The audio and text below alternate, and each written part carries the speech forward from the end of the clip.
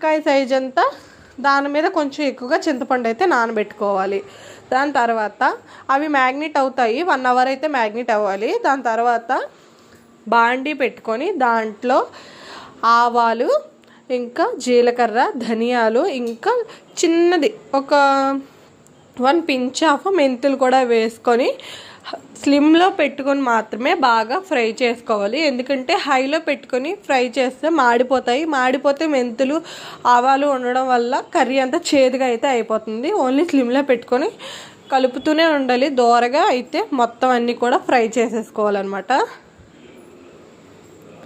మనం నీట్గా ఏంటంటే మళ్ళీ ఒకసారి చెప్తాను చూడండి. ధనియాలు టేబుల్ స్పూన్ కాదు, 1 టేబుల్ స్పూన్ ధనియాలు, 1 టేబుల్ స్పూన్ ఏమొచ్చి జీలకర్ర, ఇంకా ఆవాలు, మెంతులు అయితే కొంచెం కొంచెం అయితే వేసుకొని ఫ్రై చేసుకొని పక్కన పెట్టుకోవాలి.